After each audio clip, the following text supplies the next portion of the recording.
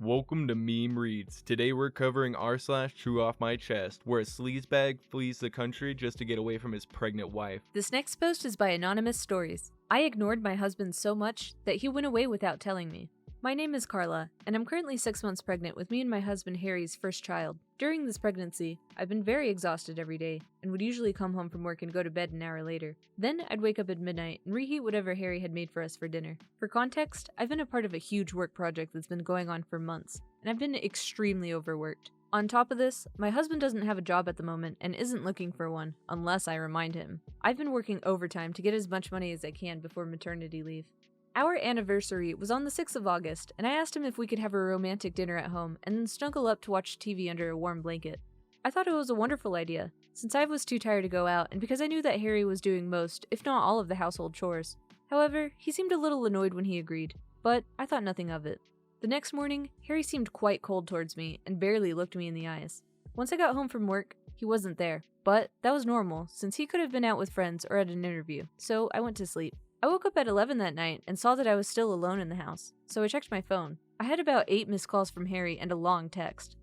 I'm summarizing, but the text read, "I understand how tired you are because of this pregnancy and you having to work extra hours most days, but I'm over being ignored every day and having a 5-minute conversation with you every so often. You expect me to do all of the housework and plan our boring anniversary alone? I'm really annoyed, so I'm staying at a friend's tonight. Text me when you see this." Of course I called him and texted him about being sorry and wanted to talk, but I never got an answer. In the morning, I called my boss about having a day off and spent most of it waiting for Harry and planning my apology. However, when he finally came home, he silently handed me a rose and a card, saying that he loves me, but he needs a few days away from me to figure out what he's going to do or say. Then, those days became a week. This next part happened on the 13th, 8 days later. I messaged him every day, and he would constantly say that he needed one more day or just another night at his friend's to figure this all out. But on the 13th, I decided to go over to his friend's home that he was staying at to confront him. So I drove over, nearly 30 minutes away, and banged on the door so hard that I could hear it echo from the inside.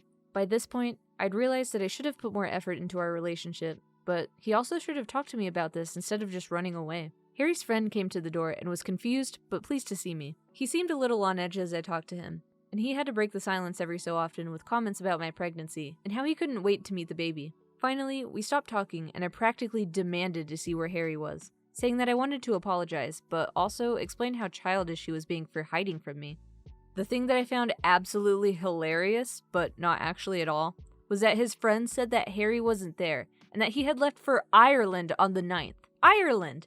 To say that I was absolutely beyond furious and extremely confused would be such an understatement. His friend invited me in and sat me down to talk. It turns out that Harry had told his friend about our problems and had come up with the solution of going on a holiday as a couple to sort everything out and to learn to love each other again, in Harry's words. So, of course, his friend thought that this was an amazing idea and helped him to book a flight on the evening of the 5th, the first night that he stayed at his friend's house. Since it was a last-minute booking, Harry's friend had stayed up with him for quite a while before they found a flight who was taking a few more passengers due to canceled tickets.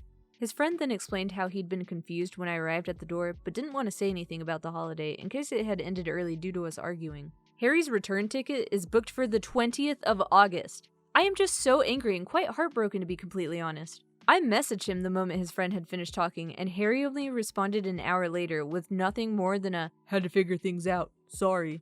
So now I'm home alone, again, trying to figure out what I'm going to say and do when he gets home. Anyway, thanks for reading about how my life's going. Side note, I'm from the UK, so Ireland isn't as far as people think, since I'm not American, but it is still so far. Another side note, a question that keeps repeating is, where did he get the money from without you noticing? So I'll explain here. He has a bank account with money from when he worked as a teenager and a little into his 20s, before we met, a few years ago. We agreed to not touch that money and add to it every so often. It was a backup to the backup savings account. So I'm assuming that he took the money from there, since it wasn't from the joint account. Update. I've had a little time to think. Here's another note. 6 hours later. I knew this post would get some attention, but I only assumed it would be a little. I've never used Reddit before, but I've seen it on TikTok a few times, so I thought only posts became popular on there. And maybe this one would get as popular as my AITA post? Not very. I was upset when I posted this, and I didn't expect how I'd handle all of the judgment and the conspiracies once I calmed down. I appreciate the hard truths, the empathy, and the advice given to me, but I am not divorcing him. Nor am I changing the locks or calling a lawyer or anything like that. Small update. It's the 17th now. I've had a longer think. I'm not deciding anything until our talk, but I definitely won't be staying in my home with him after this. I can't trust him not to run away again. I'll talk more about this on my actual update, but I've gained some self-respect, and I realize that he is being a butthole. I talked to my mom, and she's happy for me to move in with her on the 21st, and I'm free to stay for as long as I need to. Alright, before I get into the update, I just wanted to say, OP, your husband is a piece of trash. I mean, first of all, he's letting his pregnant wife work overtime while he's unemployed, and then obviously he's an asshole for ditching his pregnant wife to go to Ireland. I know you said that you didn't want a divorce in your post, but honestly, I think you need to divorce this man. He sounds like an absolute dumpster fire of a human. I'm sorry, OP, I don't mean to make fun of your situation, but this guy literally sounds like the stereotype, "Bye, son, I'm going to the store to buy some milk." In Ireland? I mean, who abandons their pregnant wife like that? This story is absolutely insane, and I'm so sorry that you're going through this, OP. You definitely deserve better. Alright, sorry for going on a tangent. This story just makes me so heated. If this were r/am I the butthole, this guy would receive a 5 out of 5 buttholes. Let's move on to the update. I want to start this out by saying that a lot of questions have been answered since Harry came home yesterday evening. The main one being that he did use the second ticket, but for his sister. For the last few days, Harry's friend has been living with me and helping me through this. One of these ways is that he's scheduled a couples and individual counselor for Harry and I. I've also been calling my mom every day since the 13th, and with just one counseling session, Harry's friend and my mom all giving me the same advice, I scheduled an early maternity leave with a slight bonus to each paycheck because of all of my overtime and unpaid help. I officially leave work in 4 days.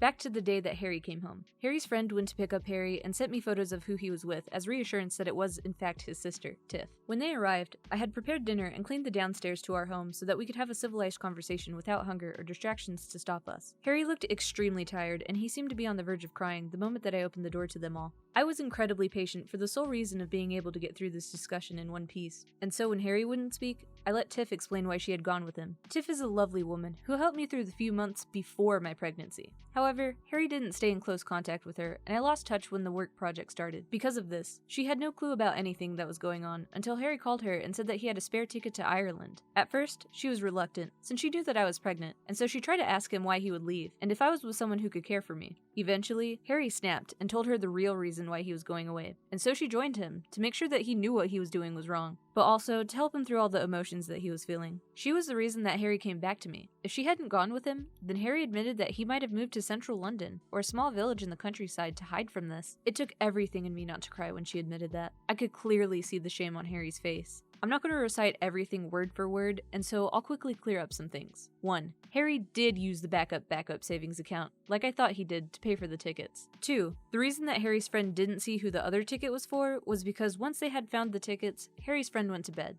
3. His sister Tiff was by Harry's side the entire holiday in Ireland, and confirmed without a doubt that this wasn't to find a fling. They spent most of the days in the cheapest hotel room possible in silence before Harry started talking about everything. 4. When we met and married, Harry was a loving, hardworking, job-having man whose only dream was to have a wonderful family and then retire in one of those cute stone villages in the south of England. After about an hour, Harry finally spoke up. Tiff and Harry's friend went into the living room, but I never realized how strange it would feel to be with Harry again. He confessed that he stopped loving me a month into the pregnancy. It wasn't to do with the fact that I was sick all the time, dirty as a mole, or wouldn't stop talking about the baby. He just didn't have a reason. Since he couldn't think of a reason why he stopped loving me, he assumed that the love would just come back in time, that maybe it was some delusion caused by the stress of the new baby on the way. Over time, that love didn't come back, and he started feeling incredibly guilty and alone in this all, which is about the time that he got fired from his job. He told me it was because his work performance was belittled by new management, but in reality, it was because he was too trapped in his feelings to think about anything but how much he still doesn't love me. Then, he never tried to get a new job, because sitting at home without me, since I was the one who was working more, was much better than sitting at work and possibly getting fired again. He came to love how he had alone time, until the moment that he felt alone. That was when he refused to work just so he wouldn't have to see me. He wanted to sit and wait and see how long it would take before I came to him. The trip was to, quote, test the waters. It was to see if life would be better without me. He still hasn't decided. In this whole explanation, he kept emphasizing on how he didn't love me, and said it like I was a child who needed to hear something 1,000 times just to understand it. He never apologized. In a rough way, I was shocked. Distraught. If you have a word to describe an awful emotion, then I felt it. I cried, I shouted, I cried again, and we sat in silence until I could talk. Then, I told him I could never trust him again. How could I possibly trust him to not walk out on me or the baby? How could I trust him to tell me these things, or to explain his emotions, or see the story from both sides? How could I possibly work myself dry again for an unloving husband? And so, I made the decision for him. We would go to couples counseling, not to be a better couple, but just to understand each other and to learn to communicate properly while together and to other people. No matter what, our lives will always involve each other because of the marriage and the baby, and so we need to be able to talk. I've moved into my mom's house and I'm free to stay for as long as I need to. My mom is helping me to make the spare room into a nursery and is being the most amazing, supportive, incredible mom anyone could be. Tiff and I are going to stay in closer contact, and Harry's ex-friend said that he can be the appointment driver and is going to be my second emergency contact. As for when I'm in labor, my mom will be with me, and Tiff and Harry's ex-friend will be waiting to meet the baby and to stop Harry from even seeing the delivery room. Finally, I made it clear to Harry that we will separate for now, but we will divorce or remain separated after the baby is born. I will make sure that he is not mentioned on my emergency contacts. He can't be trusted to show up or even be where he says he is. I'm not going to update this anymore, since I have things to do and a baby to prepare for. Thank you for sticking around and reading this all. OP, I'm so happy that you're leaving this absolute garbage of a human being. You are absolutely right in the fact that you can't trust him anymore, not to abandon you or the baby. Plus, why would you force yourself into a relationship where you know that your partner doesn't love you anymore? I think you 100% made the right decision in leaving this relationship, and your ex-husband definitely deserves losing his relationship with his best friend, and quite possibly losing the relationship with his sister as well. Honestly, I don't even think he deserves any contact after the baby is born. If he wanted to drop everything and start a new life somewhere else, then he doesn't deserve to be in you or the baby's life at all. He made his bed, and now he has to lie in it. OP, the situation that you had to go through is absolutely insane, and you deserve so much happiness and so much better than this absolute terrible person. I hope you realize that you're going to be so much better off without him, and I wish all of the best for you and your baby, OP. That was r/TrueOffMyChest, and if you like this type of content, please like and subscribe to the channel today. Peace!